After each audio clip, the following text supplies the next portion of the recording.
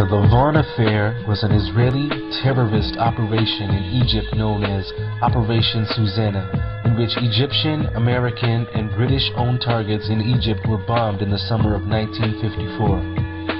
In the early 1950s, the U.S. was becoming friendlier with Egypt and was moving to influence the British to leave the Egyptian Suez Canal, which they had manned for almost 20 years. The apartheid state of Israel would not tolerate the British leaving, and elements within Israel began planning a variety of terrorist attacks on British, Egyptian, and American targets. These attacks would then be blamed on so-called Muslim extremists. This would incite the anger of the British and the Americans towards Egypt and Islam and sour the burgeoning relationship between Egypt, America, and Britain. This plan for a series of false flag terrorist attacks was codenamed Operation Susannah. A group of Egyptian Jews was recruited to carry out the attacks. Jews in the diaspora that are recruited are known as Sayanim. The first bomb went off on July 2nd when a post office in Alexandria was firebombed. On the 11th of July, the Anglo-Egyptian Suez negotiations, which had been blocked for 9 months, got underway again. Despite the British assuring Israel that stockpiled weapons would not be given to the Egyptians, on July 14th, the Jewish terrorists firebombed U.S. information agency libraries in Cairo and Alexandria.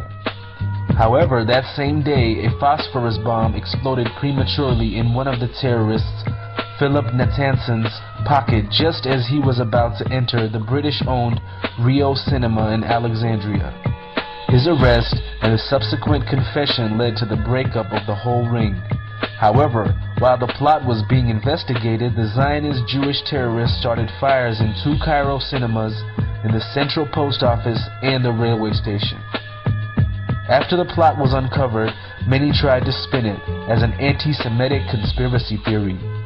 These ad hominem attacks are a common tactic of the Zionists. For more information on this, please read the Jewish American patriot Jack Bernstein's book, The Life of an American Jew in Racist, Marxist Israel. This honest, honorable, and courageous Jew was subsequently assassinated by Mossad.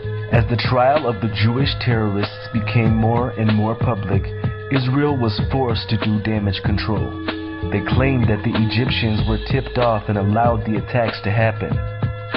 They also singularly scapegoated the defense minister Pinhas Lavon to prevent the exposure of the real group inside the apartheid state of Israel who planned Operation Susannah and several other false flag terrorist attacks.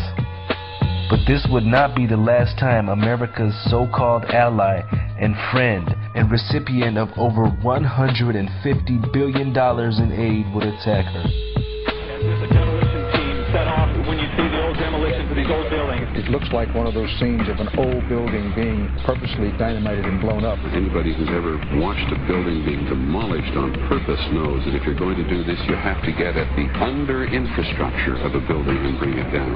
The way the structure is collapsing, this was the result of something that was planned. It's not accidental that the first tower just happened to collapse and then the second tower just happened to collapse in exactly the same way. How they accomplished this, we don't know.